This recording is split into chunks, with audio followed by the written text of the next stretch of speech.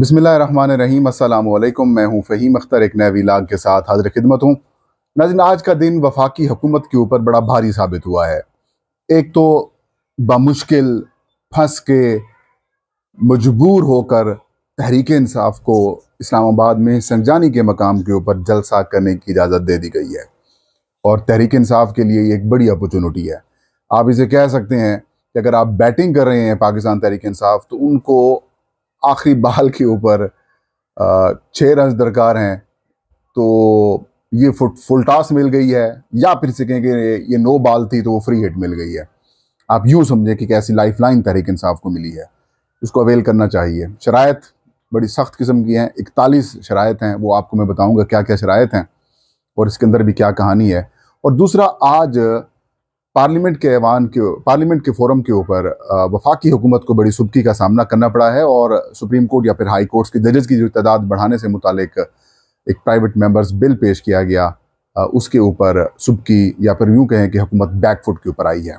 उसकी मुकम्मल डिटेल आपके साथ शेयर करेंगे। आगाज़ करते हैं पाकिस्तान तहरीक इंसाफ को मिलने वाली एक बड़ी इम्पॉर्टेंट लाइफ लाइन का, क्योंकि पाकिस्तान तहरीक इंसाफ अरसा दराज से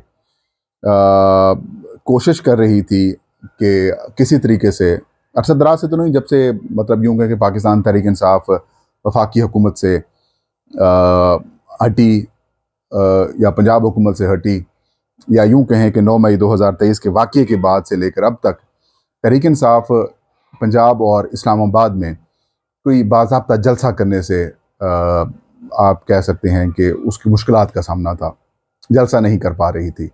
ज़ाहिर है पाकिस्तान तहरीक इंसाफ के ऊपर बड़ी सख्त किस्म की रियासती लेवल के ऊपर पाबंदियाँ लगाई गई, अनअनाउंस्ड किस्म की पाबंदियाँ लगाई गई कि जो पॉलिटिकल पार्टीज़ को एक आइनी इख्तियारात हासिल होते हैं, वो भी इख्तियारात जो है वो उनसे उनको या जो उनके हकूक़ हैं वो नहीं दिए गए। हाई कोर्ट्स ने अहकामात दिए, सुप्रीम कोर्ट ने अहकामात दिए। हमने देखा कि एक जॉइंट किस्म की का रिस्पॉन्स जो है वो हमें नज़र में आया, वफाकी हुकूमत की तरफ से भी इदारा जाती रिस्पॉन्स, इलेक्शन कमीशन का रिस्पॉन्स, पुलिस का हो, FIA का हो, या लॉ इन्फोर्समेंट एजेंसीज जो दीगर हों उनकी तरफ से। तो एक प्रेशर टाइप किस्म की सूरत हाल तहरीक इंसाफ के लिए जो है वो सामने आई।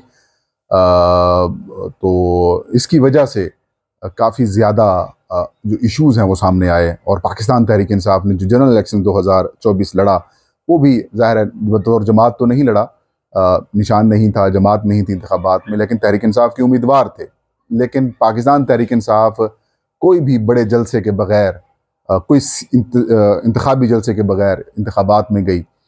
अवाम में मकबूलियत बहुत ज़्यादा थी, लेकिन आप सिर्फ इस चीज़ का अंदाज़ा लगा लें कि अगर बल्ला भी होता, PTI का निशान भी होता और PTI को भी वही स्पेस फराहम की जाती जो मुस्लिम लीग नून और पाकिस्तान पीपल्स पार्टी को दी गई, या उससे भी कम फराहम की जाती, सिर्फ जलसों की इजाज़त होती, कंपेनिंग की इजाज़त होती और उनके मर्ज़ी के उम्मीदवार सामने आते, मैं ये कह सकता हूँ कि 266 अगर कौमी असम्बली की नशिस्तें थीं तो कम से कम 225 से 30 नशिस्तें पाकिस्तान तहरीक इंसाफ इससे भी ज़्यादा लेने की जो है वो पोजीशन में होती।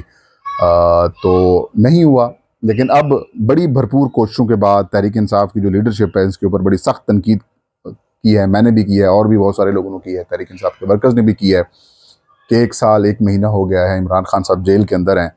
उनकी रिहाई के लिए कानूनी फोरम्स तो इख्तियार किए जा रहे हैं, लेकिन अवामी फोरम इस्तेमाल नहीं किए जा रहे।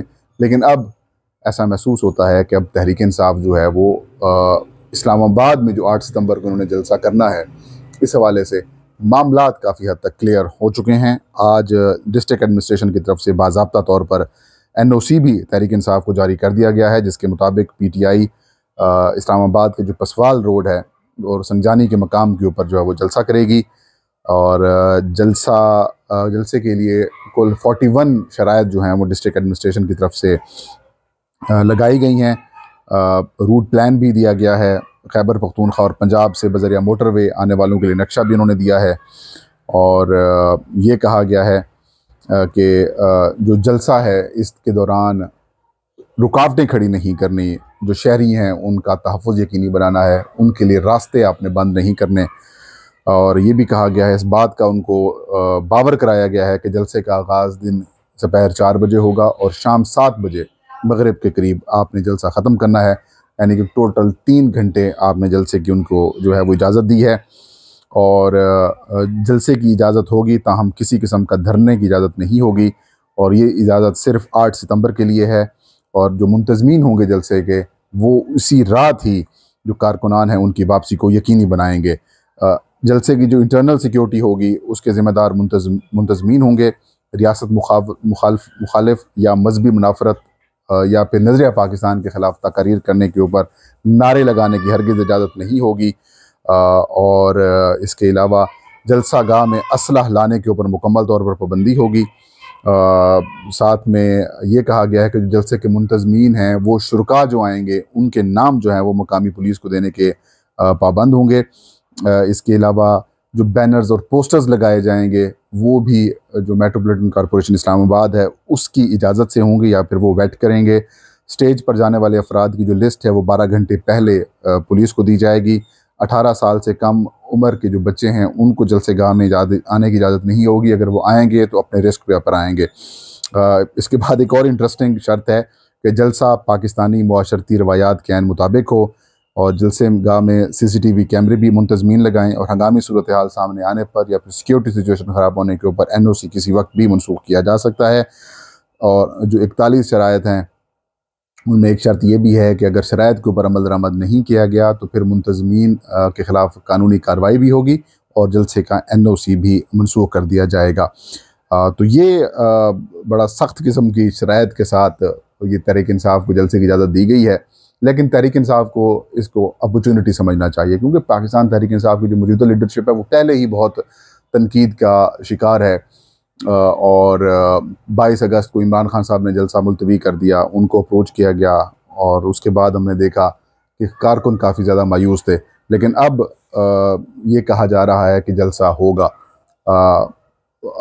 जलसा हो भी रहा है, और जलसे के हवाले से कुछ कन्फ्यूजन टाइप भी कुछ चीज़ें जो है वो मौजूद हैं, क्योंकि माजी में भी यही हुआ है कि NOC मिलता है और NOC को फिर ख़त्म कर दिया जाता है जैसे ही कमिश्नर साहब के पास मामला जाता है। तो अब वसारत आज सेनेट ऑफ पाकिस्तान में भी एक बिल जो है वो मंजूर कर लिया गया है, जो कि इस्लामाबाद में जो अमन व अमान या फिर जो एहतजाज है उस लॉ एंड आर्डर है उस हवाले से एक प्राइवेट मेंबर बिल है, उसको आज मंजूर करा लिया गया। रूल्स को सस्पेंड करके या फिर उस रूल को सस्पेंड करके इसकी मंजूरी दी गई है। बज़ाहिर ये कहा गया कि ये किसी और के लिए है, तहरीक इंसाफ को इसको टारगेट नहीं किया जा रहा, लेकिन PTI के जलसे से 2 रोज़ पहले ही ये कानून साजी की गई है। हो सकता है ये कल कानून साजी कौमी असम्बली से भी करा ली जाए और उसके बाद फिर रखना डाल दिया जाए। लेकिन अगर रखना हुकूमत की तरफ से डाला जाता है तो भी इस बार अगर तहरीक इंसाफ के लोगों ने जलसा कर दिया, जो कि मुझे लगता है कि जलसा करेंगे, तो इनकी जो रुकावट कानूनी मामलात या फिर ये जो कार्रवाई वगैरह होगी तो फिर ये बेमानी हो जाएगी, क्योंकि हाई कोर्ट के अंदर तक ये कह चुके हैं, फ्लोर ऑफ द हाउस भी ये बता चुके हैं कि हमें जलसा इनके ऊपर करने के ऊपर किसी किस्म का कोई एतराज़ नहीं है। तो अब देखते हैं तहरीक इंसाफ की जो लीडरशिप है वो इसके ऊपर क्या करती है। इसके अलावा एक और इंटरेस्टिंग स्टोरी है। चंद दिन पहले सेनेट ऑफ पाकिस्तान के अंदर सेनेट ऑफ पाकिस्तान में एक बिल पेश किया गया। 5 सेनेट के मेंबरान थे, जिनमें इरफान सदीकी साहब, सलीम मांडवी वाला साहब थे, इसी तरीके से समीना जहरी भी थी, सब्जवारी साहब भी थे और उमर फारूक साहब थे। मतलब ये पीपल्स पार्टी, बलूचिस्तान अवामी पार्टी, इस तरीके से नून लीग और उनके सेनेटर्स के ऊपर MQM के सेनेटर जो हुकूमती इत्तेहाद है उनकी तरफ से ये जो है वो बिल पेश किया गया था, जिसकी आज उन्होंने मंजूरी भी दे दी है। ये इस्लामाबाद के जलसे के हवाले से तो जब ये मामला ज़ेरे गौर था सेनेट ऑफ पाकिस्तान में, तो शिबली फराज साहब ने एक मामला उठा दिया। शिबली फराज ने मामला उठाया कि चंद दिन पहले यहाँ सेनेट में झूठ बोला गया, वज़ीर कानून की तरफ से झूठ बोला गया और ये कहा गया कि जो जजेस की तादाद बढ़ाने का जो बिल यहाँ पर पेश किया गया है ये प्राइवेट मेंबर्स भी पेश कर सकते हैं।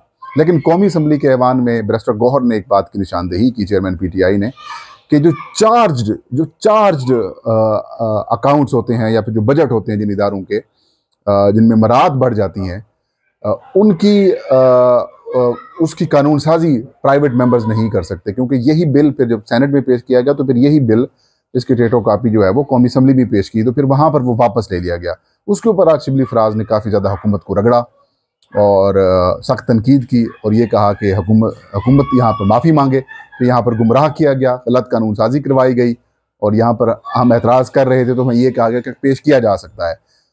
तो उसके बाद कुछ वजीर कानून हो या फिर हुकूमती मेंबर्स हों, वो काफ़ी बैकफुट के ऊपर दिखाए थे। तावीलें कानूनी तावील नहीं थी, आइनी तावील नहीं थी। ये कहते थे कि मोहसिन अजीज साहब का भी एक बिल आया है, मनी बिल के हवाले से है, फलां के हवाले से उनको इजाज़त दी गई है। तो ये किया गया है कि जो फ्रेमर्स ऑफ द पार्लियामेंट हैं या जिन्होंने आइन बनाया है, उन्होंने प्राइवेट मेंबर्स को भी कहा, अपोजिशन को भी कहा कि आप भी कानून साजी कर सकें। तो यानी कि कोई कानूनी जवाब नहीं था, एक बेढंगा किस्म का रिस्पॉन्स था और उसके बाद जो है वो मामला टेकअप नहीं हुआ। लेकिन ऐसा तासुर सामने बिल्कुल आया जैसे कौमी असम्बली में वो बैकफुट के ऊपर गए, वैसे ही यहाँ पर भी ये हुकूमत जो है सेनेट में ये बैकफुट के ऊपर गई है और जो जजेस की तादाद बढ़ाने के हवाले से बिल है, हो सकता है वो वापस हो जाए। ये था आज का वीलाग, मुझे इजाज़त दीजिए, अल्लाह हाफ़िज़।